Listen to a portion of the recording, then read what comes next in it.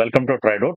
നമുക്ക് ഇന്നത്തെ ഗോൾഡിന്റെ പ്രൈസ് മൂവ്മെന്റ് എങ്ങനെയായിരിക്കും എന്നൊന്ന് അനാലിസിസ് ചെയ്യാം. അതിനായിട്ട് വൺ ഡേ ചാർട്ടാണ് എടുത്തിരിക്കുന്നത്. വൺ ഡേ ചാർട്ടിൽ ഇന്നലെ നോക്കിയാൽ കാണാം മാർക്കറ്റ് നല്ല രീതിയിലൊരു ബെയറിഷ് ക്യാൻഡിൽ തന്നിട്ടുണ്ട്. ബെയറിഷ് ക്യാൻഡിൽ തന്നിട്ട് ഒരു ചെറിയ സപ്പോർട്ടിംഗ് ഏരിയയിലേക്കാണ് വന്ന് ക്ലോസ് ചെയ്തത്.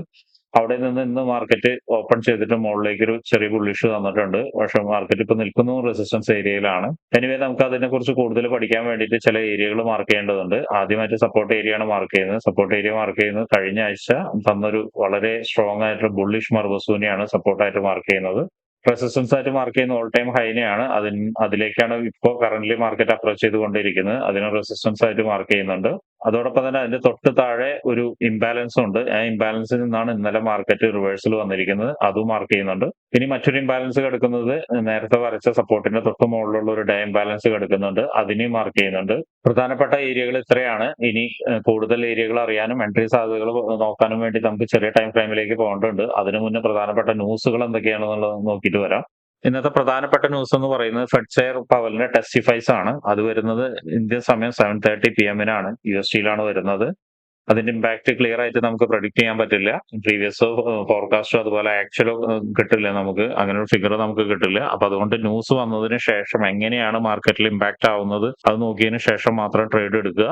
പരമാവധി പുതിയ ആളുകൾ ആ സമയത്ത് ട്രേഡിൽ നിന്ന് മാറി നിൽക്കുക. ട്രേഡ് എടുക്കുന്ന ആളുകളോട് ഓർമ്മിപ്പിക്കാനുള്ളത് ഒരുപക്ഷെ വളരെ സ്ട്രോങ് ആയിട്ട് രണ്ട് സൈഡിലേക്കും ക്യാൻഡിൽ മൂവ്മെന്റ് വന്നു കഴിഞ്ഞാൽ നിങ്ങളുടെ സ്റ്റോപ്പ് ലോസ് വളരെ വലുതായിട്ട് അടിക്കാനുള്ള സാധ്യതയുണ്ട്. നിങ്ങൾ വെച്ചിരിക്കുന്ന സ്റ്റോപ്പ് ലോസിലായിരിക്കില്ല ചിലപ്പോൾ അടിക്കുക. അപ്പോൾ ആ ഒരു സമയത്ത് ഹൈ ഇമ്പാക്ട് ന്യൂസ് വരുന്ന സമയത്ത് എല്ലാവരും പരമാവധി മാറി നിൽക്കുന്നതായിരിക്കും നല്ലത്. മാർക്കറ്റ് ഒരു കണ്ടീഷനിലേക്ക് വന്നതിന് ശേഷം നല്ലൊരു പ്രൈസ് ആക്ഷൻ തന്നതിന് ശേഷം മാത്രം ട്രേഡ് എടുക്കുകയാണ് ഏറ്റവും നല്ലത്. ഇനി നമുക്ക് ചാർട്ടിലോട്ട് വരാം. ചാർട്ടിൽ വൺ ഡേ ചാർട്ടിൽ പ്രധാനപ്പെട്ട ഏരിയകളെല്ലാം മാർക്ക് ചെയ്തിട്ടുണ്ട്. ഇനി 4 ഹവറിലേക്ക് ഷിഫ്റ്റ് ചെയ്തിട്ട് എന്താണ് എൻട്രി സാധ്യതകളൊന്ന് പരിശോധിക്കാം. 4 ഹവറിൽ നോക്കുകയാണെങ്കിൽ മാർക്കറ്റ് ഓപ്പൺ ചെയ്തിട്ട് മുകളിലോട്ട് ഒരു ബുള്ളിഷ് അപ്രോച്ച് ചെയ്യുന്നുണ്ട്. പക്ഷെ വീക്ക്നെസ്സും കാണിക്കുന്നുണ്ട്. വീക്ക്നെസ് കാണിക്കാനുള്ള കാരണം എന്താണെന്ന് വെച്ചാൽ ഇന്നലെ ക്ലോസ് ചെയ്യുന്നതിനേക്കാൾ മുന്നേ ക്രിയേറ്റ് ചെയ്ത ക്യാൻഡിലിൽ ഒരു ഇംബാലൻസ് ഉണ്ട്. ആ ഇംബാലൻസ് ഫില്ല് ചെയ്യാൻ വേണ്ടിയിട്ടാണ് മാർക്കറ്റ് പോയിരിക്കുന്നത്. അപ്പൊ ആ ഒരു ഏരിയനെ നമ്മൾ മാർക്ക് ചെയ്യുന്നുണ്ട്. പിന്നെ പ്രധാനപ്പെട്ട റെസിസ്റ്റൻസ് ആൻഡ് സപ്പോർട്ട് ഏരിയകൾ മാർക്ക് ചെയ്യുന്നുണ്ട്. നോക്കിയാൽ കാണാം കഴിഞ്ഞ ആഴ്ച കുറച്ച് ദിവസം കൺസോൾട്ടേറ്റ് ചെയ്ത ഒരു ഏരിയ ആണത്. ഈ ഒരു ഏരിയനെ നമ്മൾ സപ്പോർട്ടായിട്ട് മാർക്ക് ചെയ്യുന്നുണ്ട്. ആ ഏരിയയിൽ തന്നെ 1 ഹവറിന്റെ ഒരു ഇംബാലൻസും കാണിക്കുന്നുണ്ട്. അപ്പോൾ 4 ഹവറിന്റെ ഇംബാലൻസ് 1 ഹവറിലേക്ക് അഡ്ജസ്റ്റ് ചെയ്യുന്നുണ്ട്. പ്രത്യേകിച്ച് എല്ലാവരും ശ്രദ്ധിക്കുക. ഇനി മാർക്ക് ചെയ്യാനുള്ള റെസിസ്റ്റൻസ് ഏരിയ ആണ്. റെസിസ്റ്റൻസ് ഏരിയ മാർക്ക് ചെയ്യുന്നത് ഇന്നലത്തെ ഹൈ പോയിന്റിനെയാണ്. ഇനി എൻട്രി സാധ്യതകളൊക്കെ നോക്കാൻ വേണ്ടിയിട്ട് നമുക്ക് ചെറിയ ടൈം ഫ്രെയിമിലേക്ക് പോകേണ്ടതുണ്ട്. ചെറിയ ടൈം ഫ്രെയിമിലേക്ക് 1 ഹവറിലേക്ക് പോയിട്ട് എങ്ങനെയാണ് എൻട്രി സാധ്യതകളൊന്ന് നോക്കാം. 1 ഹവറിലേക്ക് പോകുന്ന സമയത്ത് നമുക്ക് ക്ലിയർ ആയിട്ട് മനസ്സിലാവുന്നുണ്ട് ഇപ്പൊ നിൽക്കുന്ന ഏരിയയിൽ നിന്നൊരു വീക്ക്നെസ് കാണിക്കുന്നുണ്ട്. അപ്പൊ അതുകൊണ്ട് അവിടെ നിന്നൊരു ചെറിയ റിയാക്ഷൻ കിട്ടാനുള്ള സാധ്യതയുണ്ട്. അപ്പൊ ഒരു സെൽ എൻട്രിക്കുള്ള പോസിബിലിറ്റി അവിടെ കാണുന്നുണ്ട്. സെൽ എൻട്രിയുള്ള പോസിബിലിറ്റി ഇപ്പൊ നിൽക്കുന്ന ഏരിയയിൽ നിന്ന് നേരത്തെ വരച്ചിരിക്കുന്ന ഇംബാലൻസിലേക്ക്, അതായത് 4 ഹവറിന്റെ ഇംബാലൻസിലേക്ക് ആയിരിക്കും കൂടുതൽ സാധ്യത. 4 ഹവറിന്റെ ഇംബാലൻസിന് തൊട്ട് താഴെ 1 ഹവറിന്റെ രണ്ട് ഇംബാലൻസ് ക്യാൻഡിലും കൂടി ഉണ്ട്. എനിവേ നമ്മൾ 4 ഹവറിൽ അഡ്ജസ്റ്റ് ചെയ്ത ക്യാൻഡിലേക്ക് ആയിരിക്കും നമ്മൾ ആദ്യത്തെ ടാർഗറ്റ് വെക്കുന്നത്. ഇനി എങ്ങനെയാണ് അത് എടുക്കേണ്ടതെന്ന് അറിയാൻ വേണ്ടിയിട്ട് 15 മിനിറ്റ്സിലോട്ടൊന്ന് പോവാം. 15 മിനിറ്റ്സിലോട്ട് പോകുന്ന സമയത്ത് ഈ ഒരു ഏരിയ ഇപ്പൊ മാർക്കറ്റ് അപ്രോച്ച് ചെയ്യുന്നതിന്റെ തൊട്ട് മുകളിൽ ഒരു ഏരിയ റെസിസ്റ്റൻസ് ആണ്. 15 മിനിറ്റ്സിന്റെ റെസിസ്റ്റൻസ് ആണ്.